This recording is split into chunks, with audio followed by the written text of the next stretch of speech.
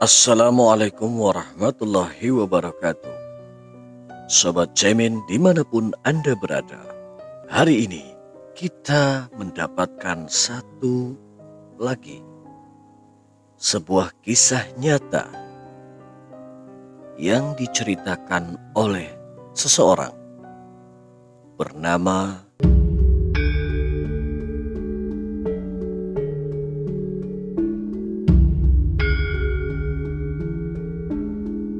Bismillahirrahmanirrahim.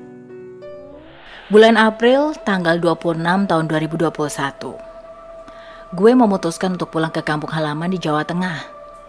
Awalnya sih gue gak dikasih izin sama atasan gue, karena gue memang karyawan baru saat itu. Gue masuk kerja sekitar bulan Maret 2021. Tapi karena gue punya alasan buat jenguk adik gue yang masih dalam perawatan, akhirnya atasan gue pun kasih izin. Dengan persyaratan gue harus pulang ke Jakarta sebelum hari Lebaran. Dan juga selama 6 bulan bekerja gue sama sekali gak dapet libur. Karena jatah libur gue selama 6 bulan udah dipakai buat mudik. Seperti adanya firasat, di hari H-1 sebelum tanggal 26 April, gue sempat nelpon ibu sama bapak untuk ngabarin kalau gue mau pulang kampung. Gak kayak biasa-biasanya, mereka justru ngelarang gue buat mudik. Wes, ora usah mudik tole, nanti kamu kenapa-kenapa di jalan. Adikmu kan udah membaik keadaannya, ucap ibu di telepon. Kenapa? Gimana bu? Kan saya udah biasa PP Jakarta sampai kampung naik motor. Lagian saya udah kadung bicara sama atasan kalau saya mau mudik besok, jawab gue. Karena gue maksa buat pulang tanggal 26 April, akhirnya mereka pun memperbolehkan walaupun dengan agak berat hati. Ya udah kalau kamu maksa, tapi hati-hati ya di jalan.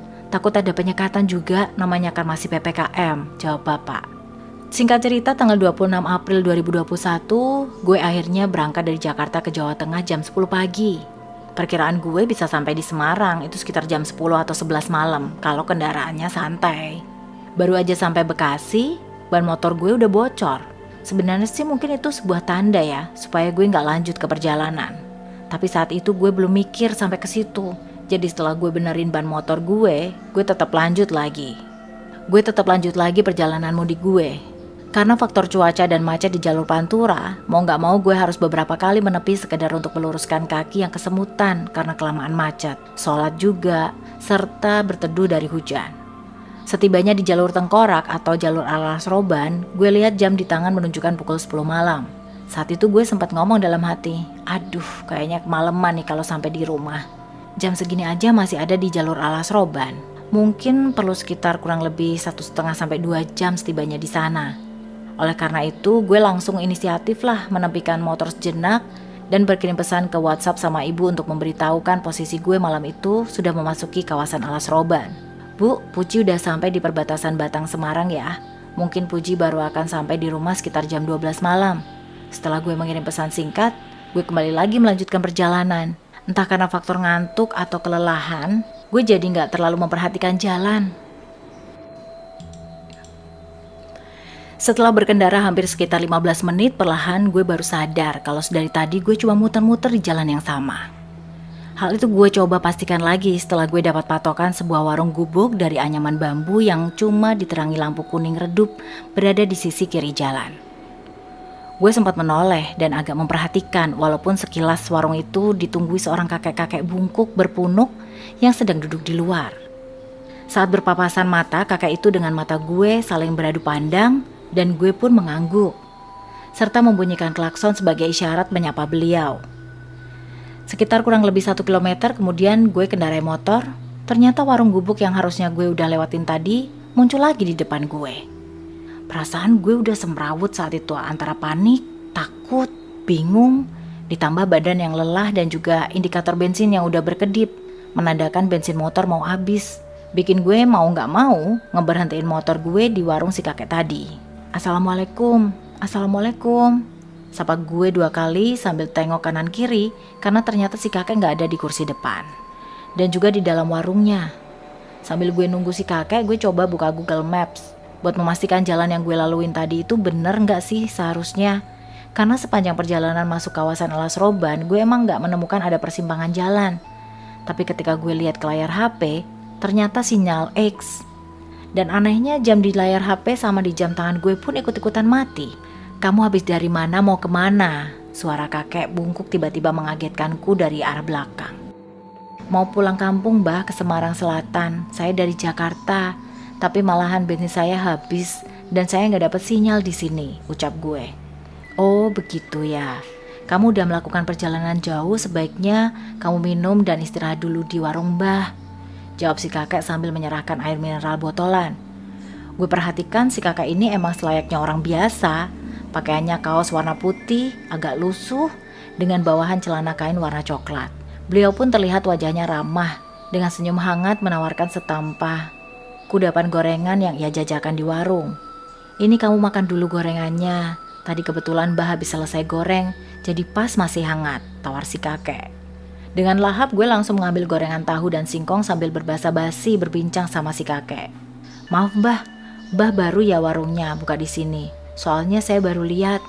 Sudah lama kok Mbah ada di sini, mungkin kamu saja yang tidak memperhatikan, jawabnya. Si kakek pun banyak cerita tentang jalan Alas Roban yang sudah banyak berubah saat ini, dan juga memberitahukan tempat tinggalnya tak jauh dari warung tersebut.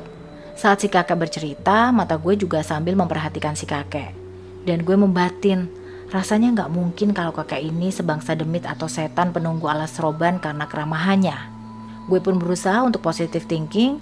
Kalau yang gue lihat tadi warung ini berkali-kali, mungkin itu sebuah deja vu, atau karena gue emang udah benar-benar kelelahan. Jadi pikiran gue melayang kemana-mana. Sesudah gue berbincang-bincang dengan si kakek cukup lama, gue kemudian menanyakan apa kakek ini jualan bensin. Karena gue berencana untuk melanjutkan kembali perjalanan ke rumah. Mbah maaf, apa Mbah jualan bensin eceran juga? Mbah gak jualan bensin Le. Mbah cuma jualan gorengan saja dan air mineral di warung sederhana ini, jawab si kakek sambil tersenyum ramah.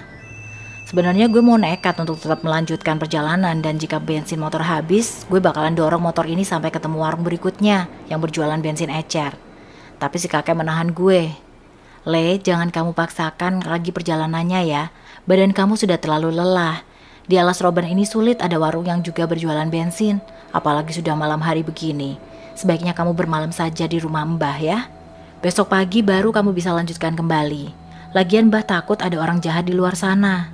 Mendengar tawaran beliau, gue pun langsung mengiyakan saja, mengingat badan gue udah lemes dan mata gue juga udah tiba-tiba kerasa kantuk luar biasa. Baiklah Mbah kalau begitu, dan maaf sebelumnya kalau saya jadi merepotkan jenengan, jawab gue sopan. Si kakek kemudian tersenyum dan menjawab, gak apa-apa Le, sudah seharusnya dan sudah semestinya kita harus saling membantu. Tapi tunggu sebentar ya Le, sebentar lagi Mbah juga mau nutup warung, tapi sampai gorengan Mbah ini habis dulu. Tak lama kemudian muncul sebuah mobil sedan berwarna hitam tahun 90-an yang berhenti tepat di depan warung si kakek. Terlihat seorang pengemudi laki-laki yang bertubuh agak tambun dan juga seorang wanita serta anak mereka berusia sekitar 7-9 tahun turun dari mobil dan langsung masuk ke dalam warung. Begitu mereka masuk, tiba-tiba bau anyir menyengat menyeruak ke dalam penciuman gue. Kalau bisa gue gambarkan rasa bau amisnya lebih parah dari bau amis darah ayam dan ikan di pasar. Gue sampai menelan ludah menahan rasa mual. Untuk menghargai tamu yang datang ke warung si kakek, gue berpindah posisi duduk dari dalam warung menuju ke bangku depan sambil menyulut sebatang rokok. Pandangan mata gue arahkan ke jalan sekitar yang benar-benar gelap minim pencahayaan. Dan lama-kelamaan gue sadar, ternyata gak ada satupun kendaraan yang lewat. Untuk kesekian kalinya gue mencoba untuk berpikiran baik-baik saja sambil membatin. Buktinya ada mobil yang mampir barusan ke warungnya kakek itu. Berarti memang jalur ini sedang sepi aja mungkin, gumam gue dalam hati. Setelah puas melihat pekatnya langit dan jalan malam hari serta menghabiskan sebatang rokok, muncul sedikit rasa penasaran gue untuk memperhatikan keluarga yang mampir ke warung si kakek tadi. Sebenarnya sih gue berniat menumpang mobil mereka sampai ke kota Semarang jika diperbolehkan. Dan motor yang gak ada bensin itu mau gue titipin aja dulu ke warungnya si kakek sementara. Lalu keesokan harinya baru gue ambil kembali. Gue memasang telinga baik-baik, barangkali keluarga itu berbincang-bincang mengenai tujuannya. Gue berharap mereka satu tujuan sama gue. Tapi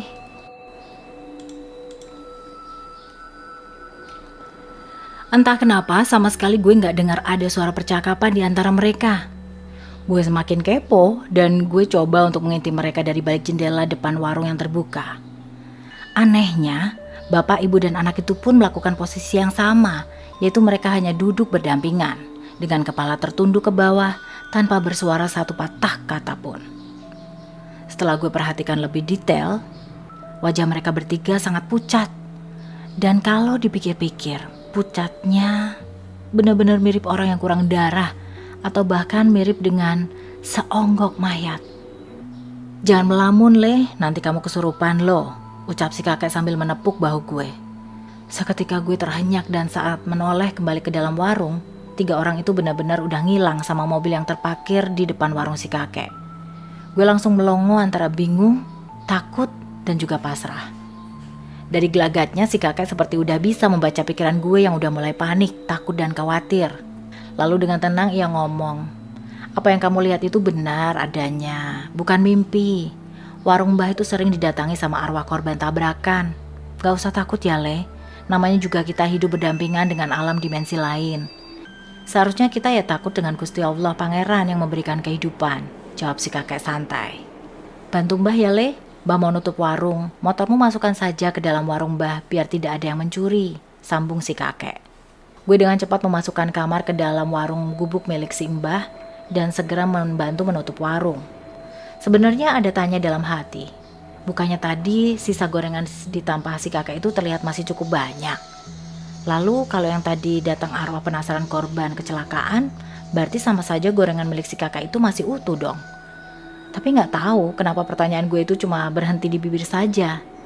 Entah mungkin karena kondisi badan dan mental gue yang sedang tidak stabil ya, ditambah habis melihat penampakan makhluk halus, jadi gue gak mau mempermasalahkan hal-hal yang kurang begitu penting. Sesudah warungnya ditutup, si kakek ngajak gue buat ke rumahnya yang katanya sih gak jauh.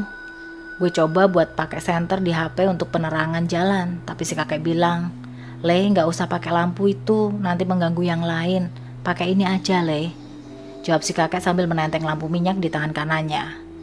Si kakek langsung ngajak gue jalan ke arah dalam hutan jati yang keadaannya gelap banget. Sedikit gambaran ya, yang gue ingat saat itu cuma ada jalan setapak cukup licin, agak curam karena beberapa kali gue hampir terpeleset. Oh ya, di awal tadi kan gue kasih tahu ke kalian kalau si kakek ini keadaan fisiknya bungkuk dan berpunuk. Lah tapi pas jalan kok bisa cepat banget dan juga kakinya si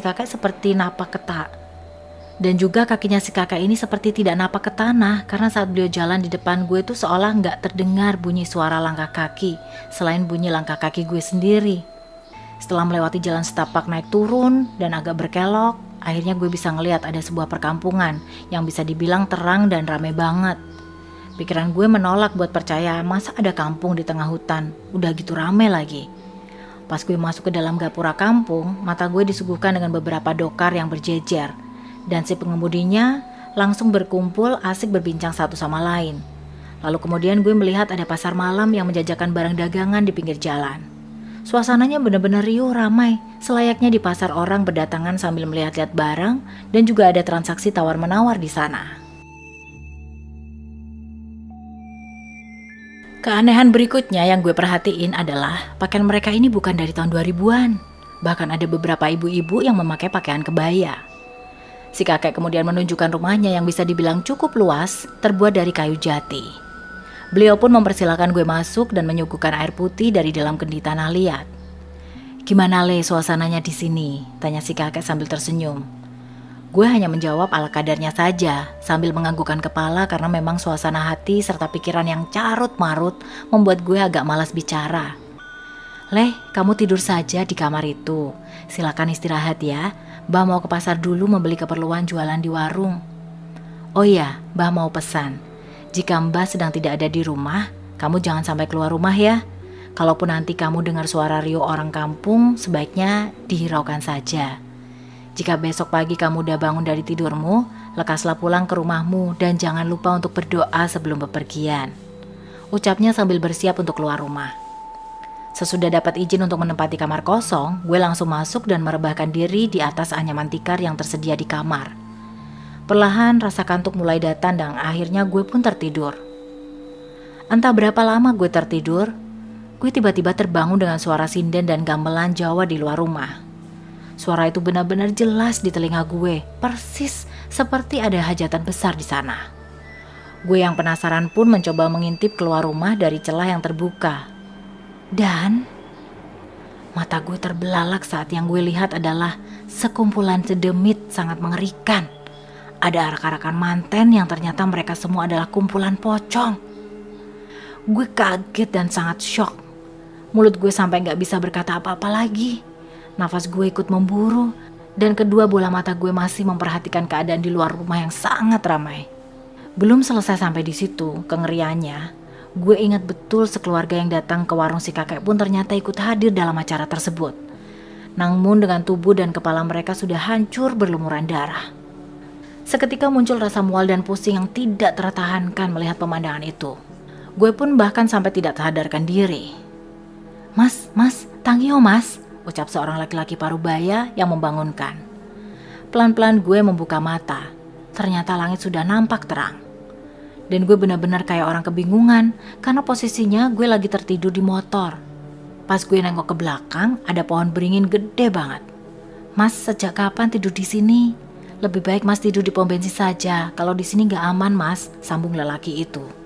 Gue yang masih lemas mencoba mengingat kejadian aneh semalam dan menceritakan ulang tentang apa yang terjadi sama gue. Tapi lelaki itu kayak biasa aja menanggapinya.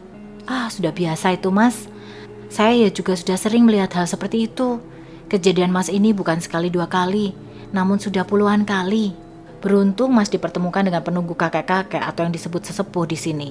Bahkan pengendara yang lain pernah loh sampai ditemui kuntilanak ataupun diboncengi kuntilanak dari alas roban ini. Oh ya, dari cerita mas saya mengambil kesimpulan. Mungkin mas gak sengaja masuk ke alam jin karena percaya gak percaya. Panjang jalur alas roban ya perkampungan, bahkan konon katanya ada istana jin. Banyak juga pengendara motor yang hilang dan tidak ditemukan lagi loh. Dan mitos-mitosnya di hari-hari tertentu sering ada suara gamelan atau seperti ada orang hajatan karena para bangsa jin sedang merayakan pernikahan. Mendengar penjelasan itu, lutut dan tumit gue berasa lemes. Gue nyalakan kembali HP gue yang sudah mati dan setelah gue nyalakan, gue lihat jam menunjukkan jam 7 pagi. HP gue gak lama kemudian terus-menerus berbunyi menerima pesan dan voice note yang masuk dari ibu. Isinya sudah tentu beliau khawatir, gue yang tiba-tiba gak ada kabar dan tak juga sampai ke rumah. Gue langsung mencoba menghubungi ibu, ada nada kelegaan di sana saat mengetahui gue baik-baik saja.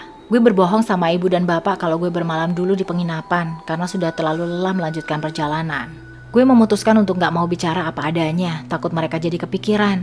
Akhir cerita, akibat dari kejadian mistis itu, gue sama sekali gak mau lagi pulang mudik dengan touring motor. Gue pun memilih untuk naik bus pulang ke Jakarta, dan motor metik gue lebih baik dipaketin. Oh ya, pas sampai di rumah, ingat kan kalian gue cerita kalau dikasih minum air mineral sama kakek bungkuk?